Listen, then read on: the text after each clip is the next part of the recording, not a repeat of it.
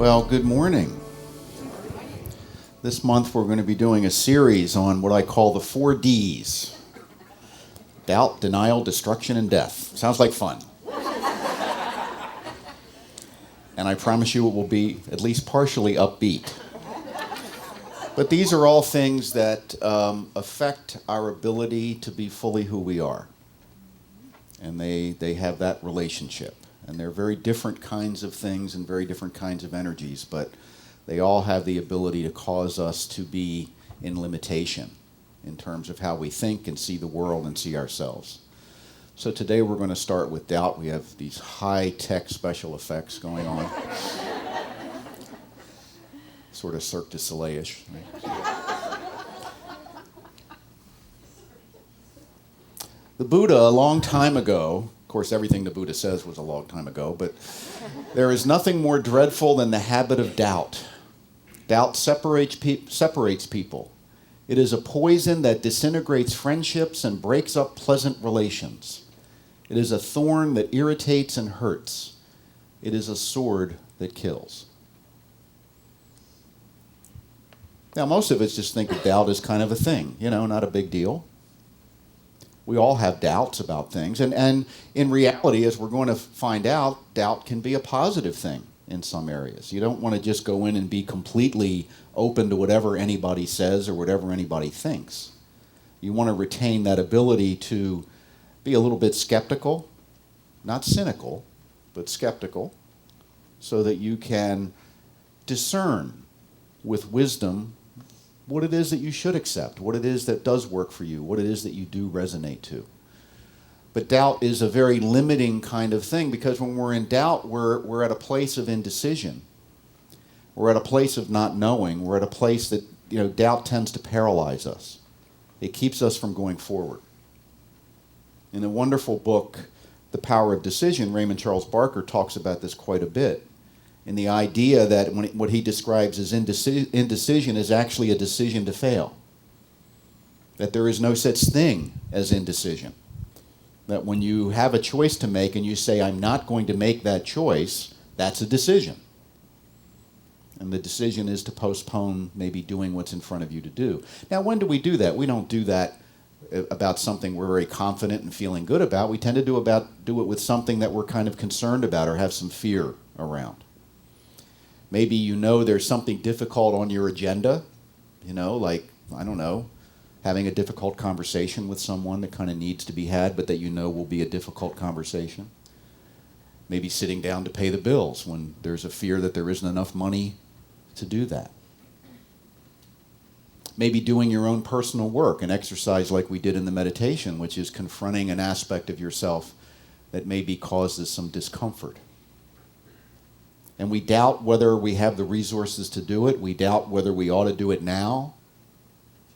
And that limits our ability to move forward. We get stuck in doubt. And doubt can spread. Doubt is contagious.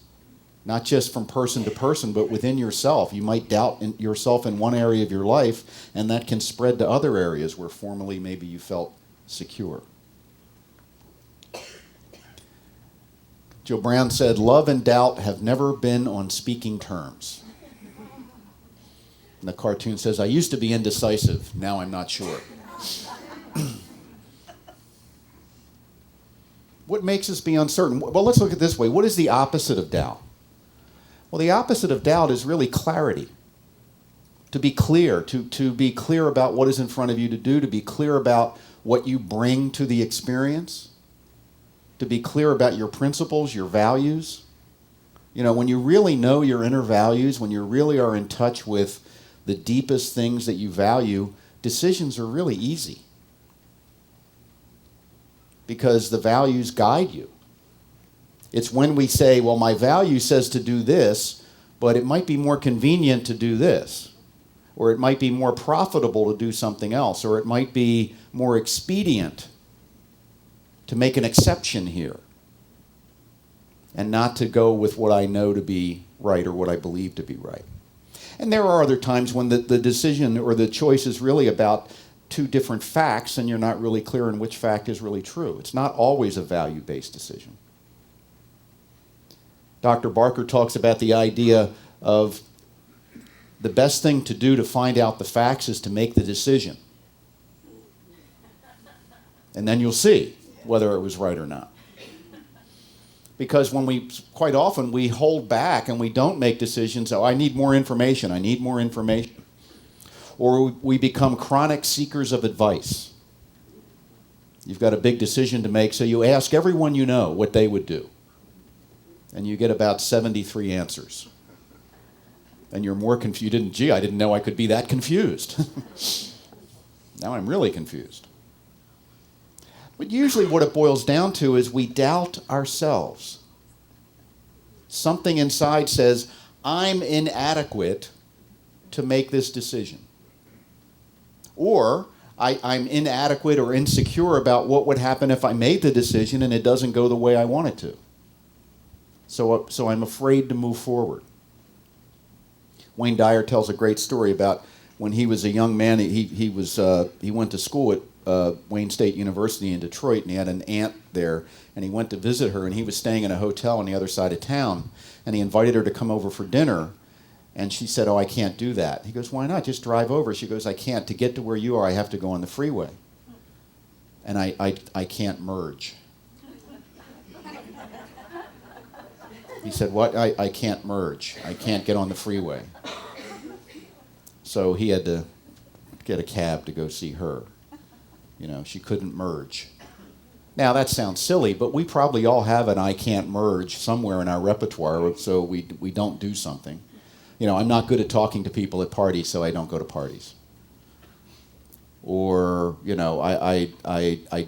that we sort of just don't do because it makes us uncomfortable in some way.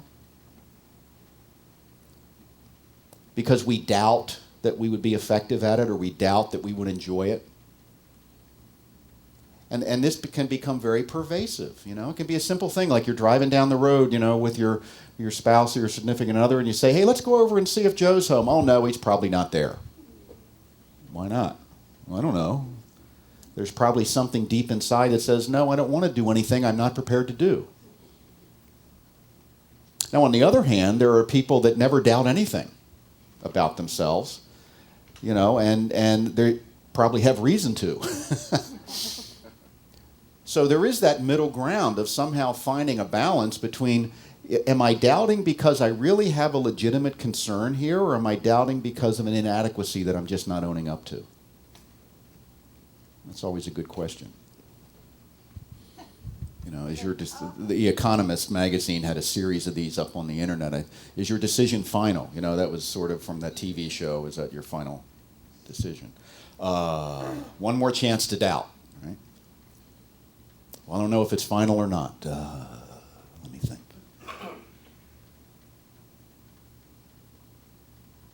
Should we cancel the newspaper? I don't know. Should I get the 2% milk or the whole milk? I just don't know. They say, and when they do studies in like supermarkets and stores, that the more choices you give people, the fewer products they buy. Now, most of us can remember going to the store, and there were like no more than 2 or 3 of anything, right?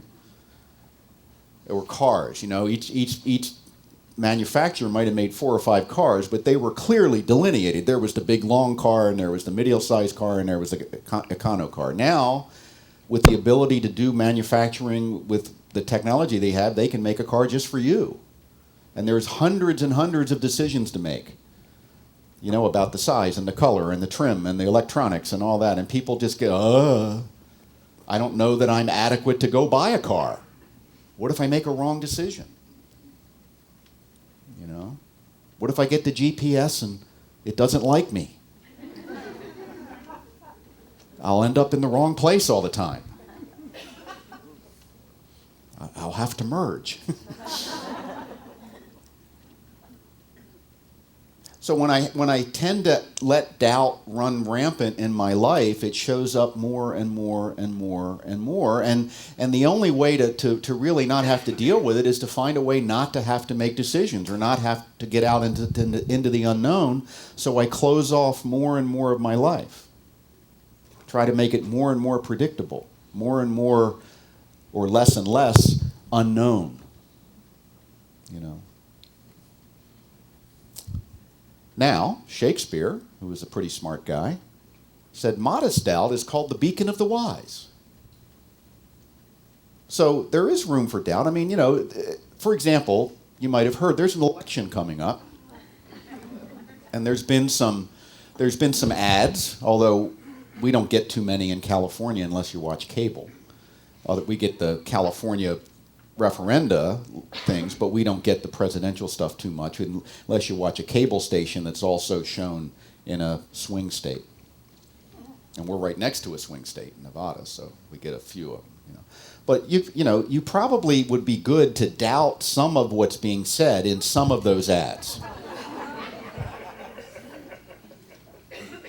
You know, and again, you want to be what I would call a healthy skeptic, not a confirmed cynic.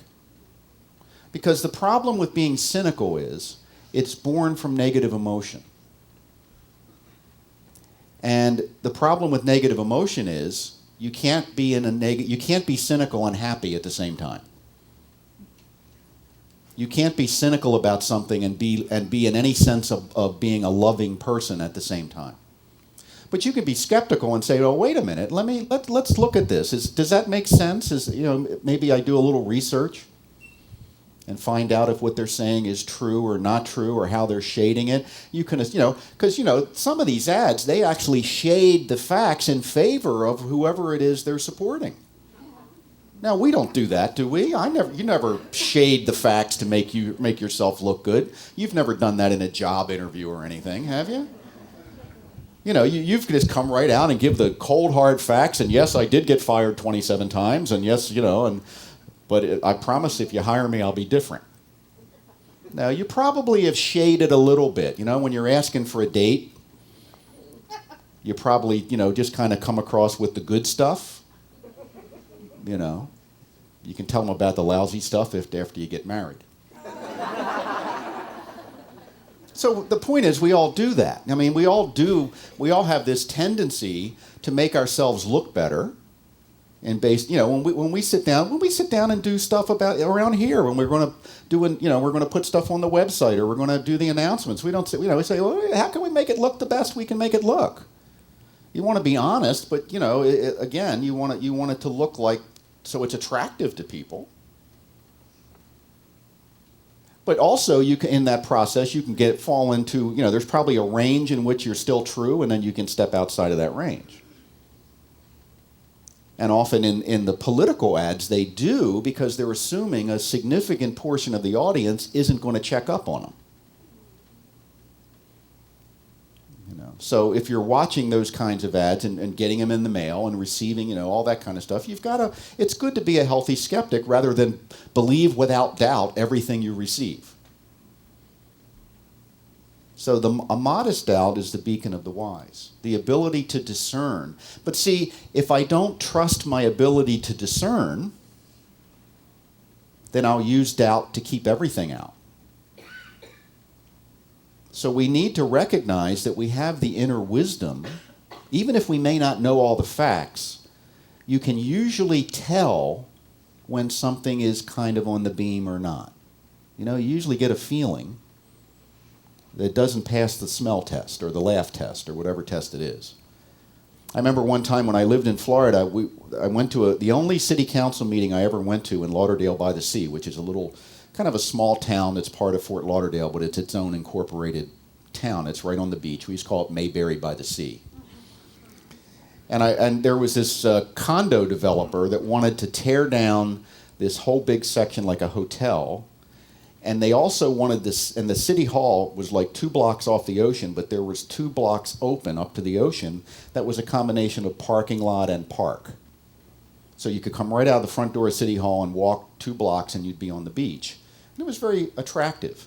Well, this condo development wanted to take one of those blocks for condos, and they were going to give the city another block, a couple blocks back inland. Just an even swap. And they also wanted a tax break to build the condos. So I was sitting there listening to it. I knew it was coming up, and I was sitting there listening to it, and I got up and said, I may not be the smartest fella in the room, but this doesn't even pass the laugh test. And I get to, what do you mean? I said, well, you're not making anything close to a fair exchange for the whole city, and you're taking away some significant beauty and something that makes us a little bit unique. And if you're going to just put a wall of condos between the public access and the beach, who benefits from that? I said, somebody's got to be getting some money here somewhere. So I was told my time was up at that point. And it was interesting, the response though, because I just went and sat down, and after the meeting, all these people come and want to talk to me, and some of them were really angry at me. Like a couple of the city councilmen said, who are you and what are you doing talking? Are you even a resident here? Yeah, I am, And then somebody from the condo development threatened me with a lawsuit. And then all these other people said, why don't you run for council? And I was thinking, all I did was kind of notice what I think the average person probably could have noticed, but they wouldn't have said anything. And people were so amazed that somebody got up and actually said something that made sense at a city council meeting that, and I don't want to be cynical here, but it was kind of interesting, and I said to somebody, one of my neighbors I walked up with, I said, the response confirms that what I said probably had a ring of truth, because it really kind of, set some people out of balance that thought they were going to just run this deal through. It didn't happen. As a result of when the vote came, it was like 3-2 against, and everybody was amazed because they thought all the councilmen were bought and paid for. And it turned out that one of the investors in the condo project was a member of my center. And he came to me and he said, how could you do that to me? I said, how could you do that? How could you be part of a shady deal like that? What are you learning here?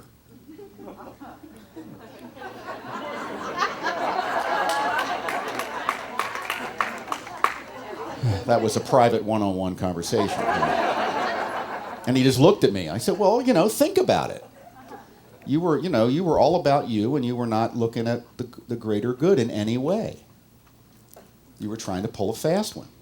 And all I did was see that. It wasn't that, in the grand scheme of things, it wasn't that big a deal. But how often do we really get clarity in those kinds of situations? It's kind of interesting. So it requires two things. It requires, one, that you have clarity. Because a lot of people that spoke didn't. And that's what the city council's used to. They call them gadflies. People that go to every meeting and they just get up and talk about, they're like the shopping cart ladies kind of people, they're not quite fully present. And they get up and talk about stuff for endlessly. And they very rarely get somebody that actually gets up with clarity that isn't also representing an interest. So you've got to have that. You've got to have your clarity within yourself, but then you've also got to be willing to stand up and say, this is what I believe. This is what I see. And it's not just at a city council meeting, it can be anywhere. It can be in the conversations that you have every day where you're picking up that something is awry here, something isn't right. Do I mention it or do I let it go? Maybe you're having a conversation with a dear friend and it's pretty clear, although it's not being said overtly, that there's something wrong, that they're suffering. And you're at a choice point. Do I delve a little deeper? Do I ask a question? Or do I make a statement? Or I just kind of back off and pretend it didn't happen?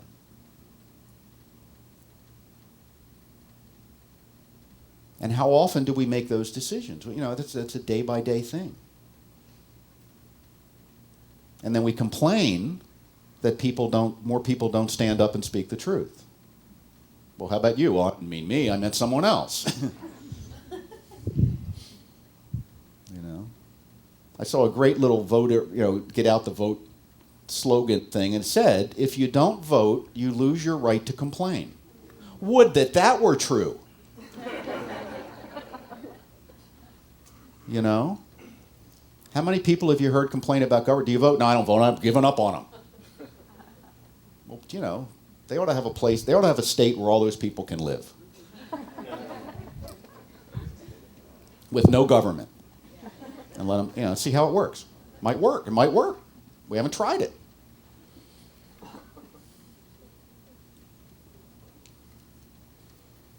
What exactly is the benefit of the doubt?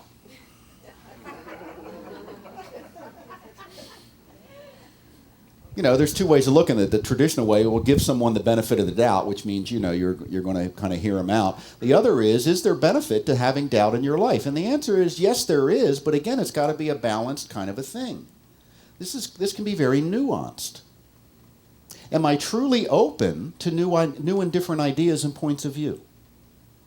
Not to where I just walk around and believe anything anybody says, but to where I'll at least would be willing to listen and give it consideration without, as soon as you said your second word, I knew I could stop listening to you because you're up, and you fill in the blank with the label.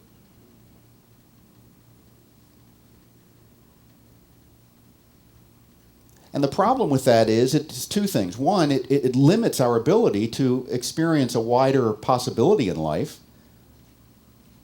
And B, it makes it very difficult to live in a society where we tend to want to be closed off to other opinions. Because, there's a lot of opinions out there. And it's really incorrect, I think, to just label them fall them into one or two categories. There's a whole array of different opinions and opinion sets out there. More than one of which can be correct, by the way. So, but it takes some sense of myself as having some inner strength to be willing to play at that field, because you know what happens when people have different opinions? You're going to get disturbed. You're going to hear things you don't want to hear. And some of us aren't willing to do that. You see that in everyday kinds of things. You also see it in how people try to get laws passed. I remember when Donald Trump bought a big house in Palm Beach, when I lived in Florida, he bought Mar-a-Lago, which was the most expensive home in America.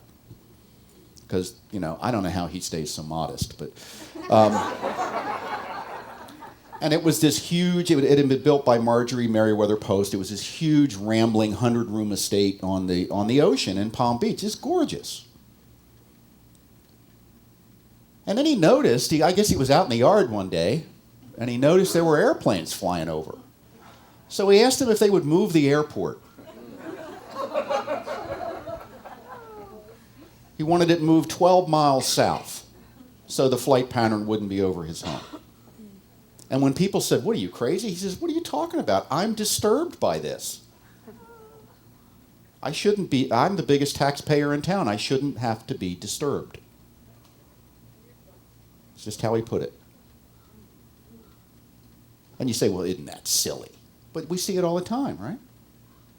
People calling a noise complaint. Your dogs bark. It barked twice. I shouldn't be disturbed by having neighbors that make noise. And there does get to a point. But, there's some people that call the police no matter what. I used to be a cop. I know. I'm searching for the noise. They got called in and, and can't find it. Now you get to the lady's house. Oh, they're still making it. I can't hear it, lady. One lady said to me, "I can't help it if you're deaf. Should have sent me a cop that can hear."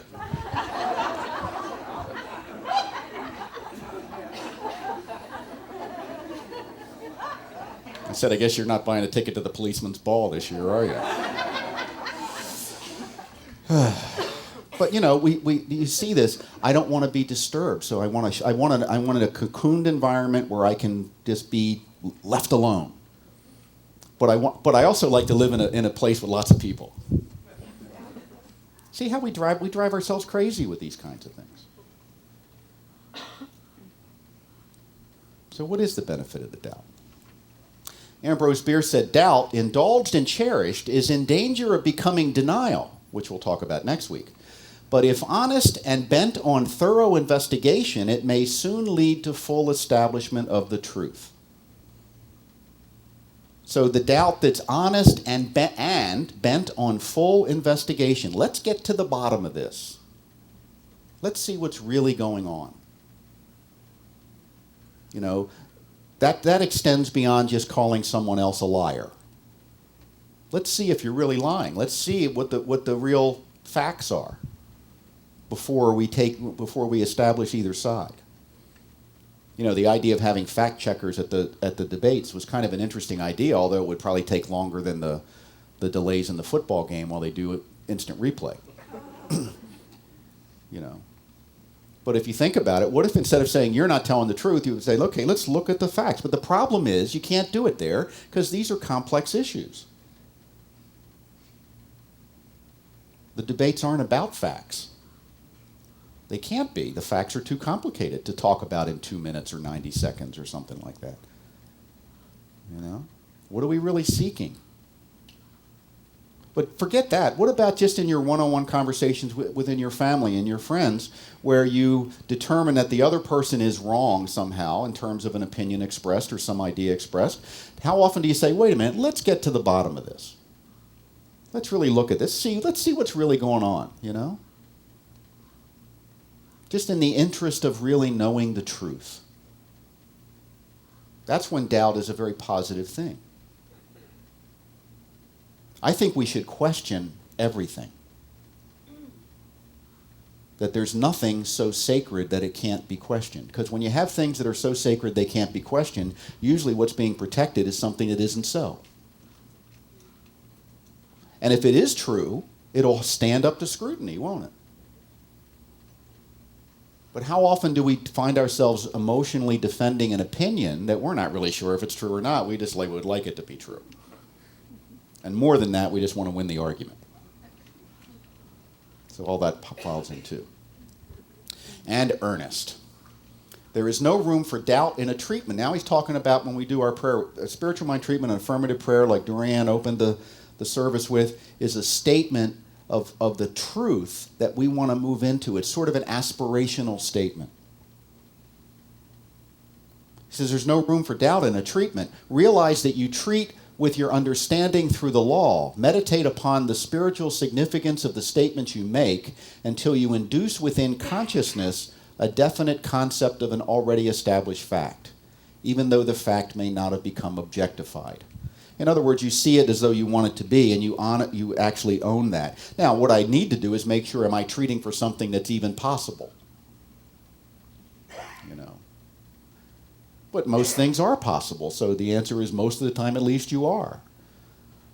So I want to see that fact that I am something that I'm not maybe expressing now, like maybe I'm treating to be more patient with the kids, or I'm treating not to go crazy when I read the political news. Okay, I'm treating to be calm, clear, and collected. So I would have to have a vision of that for myself, and I have to inhabit that vision in my mind to such an extent that I can adopt it as my current reality. And if I doubt that I can do that, what I'm doing is I'm instead of putting a pure positive energy into the expectation, I'm also, another stream of energy starts to happen that is simply negative. It's a different vibration. And it weakens the positive stream. It's actually another treatment underneath the one you're doing.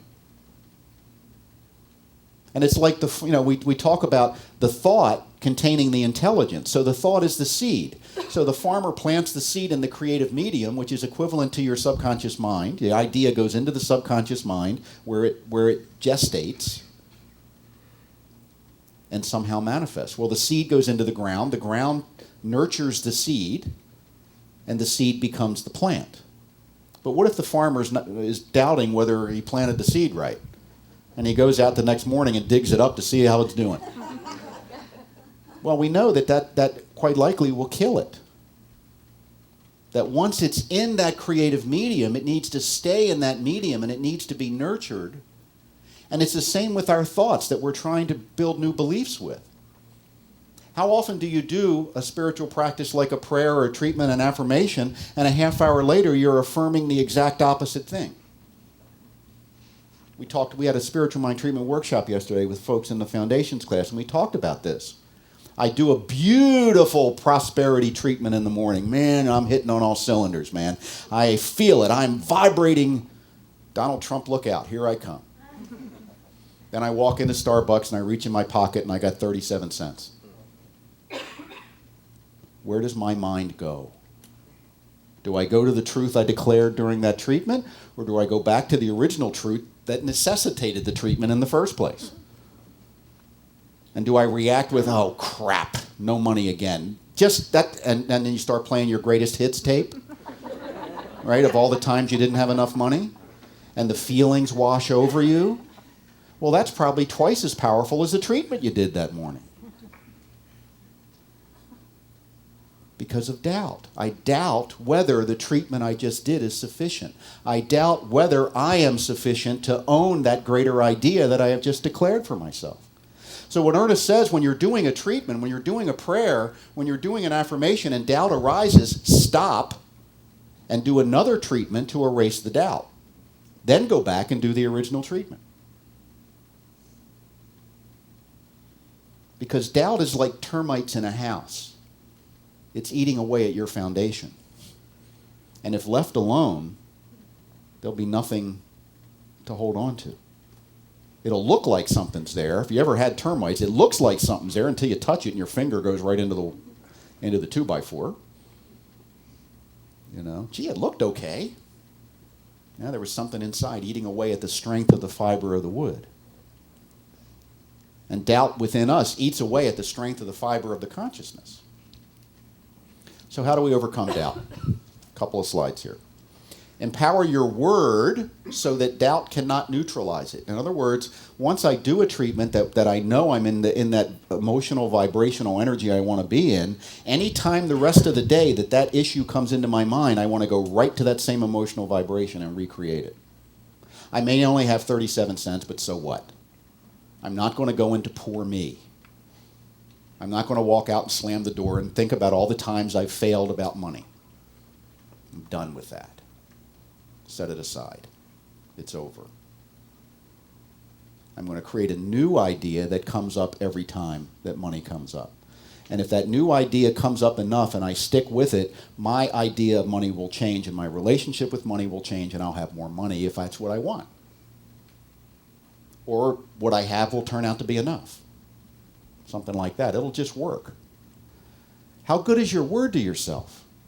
Sometimes your word to another is better than your word to yourself. So you got to work on the recognition that when I say something to myself, I'm going to do it. If I say today's the day, today's the day. Period. Because that's the strength. And so what it is? I'm careful what I say to myself because I mean it. People that don't have a strong word just say all kinds of stuff. They're in fantasy all the time. But fantasy doesn't transform anything. Only directed intention transforms. How do you see yourself in terms of power? Do you see yourself as a powerful individual? Well, you are one, whether or not but if you don't see it, you won't use it. You know, it's like if you had all the electrical outlets in your house plastered over. They'd still be there, but you wouldn't get much use out of them. So you want to reveal that inner power and let it express through affirming. Do treatments about you recognizing your own power. Develop an open-ended, all-encompassing definition of God, one that works. The white guy sitting in an office with a long gray beard with a big G on his pocket doesn't work. Any God that punishes you doesn't work. It's made up. If you're going to make one up, make up a good one. Make up one that serves you. Make up one that supports you. Make up one that is affirmative. Because that's much closer to the truth, because the truth is infinite. But that's much closer to the truth, and it's much more effective than having an idea of God that's limiting, or an idea of God that's judging me and watching everything I do under the covers. You can do with that what you please. And then I constantly revise and upgrade my definition of God to make it more expansive, more powerful, more loving, more joy-filled. Read the poetry of Rumi, which is about dancing with the beloved, getting drunk on God. That God is your lover, that God wants to dance with you, that God wants you to play and have a wonderful life. That's all that God is concerned about. What if that were absolutely true? Sometimes we're afraid of disappointing an angry God. We should be more concerned about disappointing a loving God.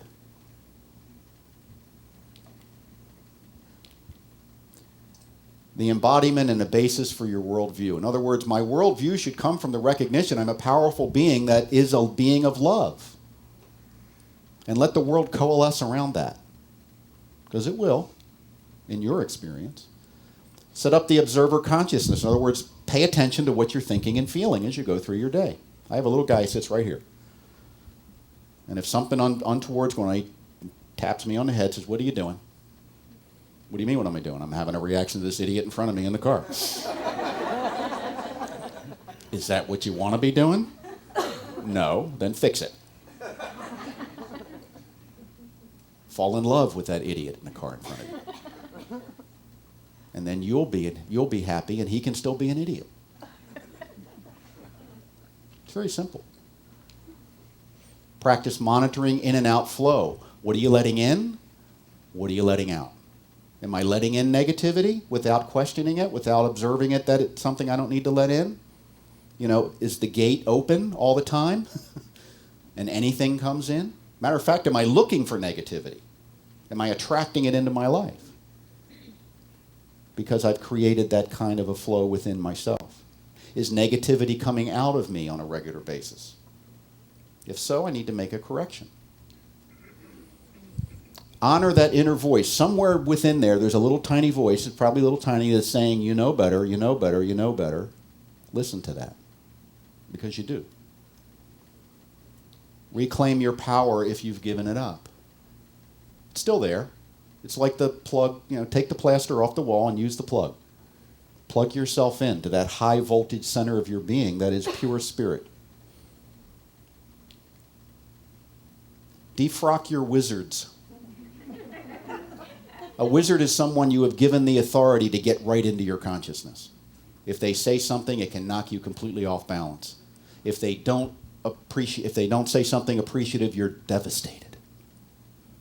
You gave them that power. Take it away. Be your own wizard. Don't give anybody the keys to the kingdom. Everything that anybody says to you should be taken under advisement by your healthy self and evaluated to see if this is something I want to accept or is this something I'm just going to let go. Nobody gets in without being screened. Your own little TSA set up. Honor yourself in your thought process and actions. Begin with the fact that you are worthy and go from there. Sometimes our need to put others down is because we feel we're less than. If you don't feel less than, you won't have any desire to put anyone else down or make anyone else wrong. They can be whoever they want to be and it won't bother you. If you're bothered, it's because you've got issues with your own worth. And what Spirit tells us, what all the great spiritual teachers tell us, is your worth is immeasurable. You cannot love yourself too much. Because loving yourself fully makes you very modest, actually. People that say, look at me, if you have look at me issues, that's probably because you need the outer affirmation, because your own affirmation of yourself isn't accepted. Be the authority in your life. That's who you came here to be, is your own authority. Recognize fear for what it is and move beyond it. Fear is just letting you know there's something you should pay attention to. It's not designed to get you to stop. And if the baseball playoffs going on, if you watch a baseball game, at the edge of the outfield, there's a warning track, they call it. It's a different substance, like dirt. I'm sure it's not dirt, but So when the outfielder is chasing a fly ball and the wall's over there, he steps into the different surface and he knows that he's so close to the wall. He has a choice then. It's saying, if you keep going after the ball, you may crash into the wall. So you can stop, or you can go after it. So the purpose of the warning track is not to get him to stop, it's to get him to let him know you have a decision to make. So fear is the edge of your known reality. And when you're leaving the comfort of your outfield grass, metaphorically, the fear will let you know you're into something new. It's not trying to get you to stop. It's just saying, be aware, you're into something new here. So every time you try something new, there will be some fear. But if you say, oh, it's fear, I'm not supposed to be there, then nobody's going to want to watch you play baseball because you're never going to crash into the wall. You're never going to make any great catches over the fence.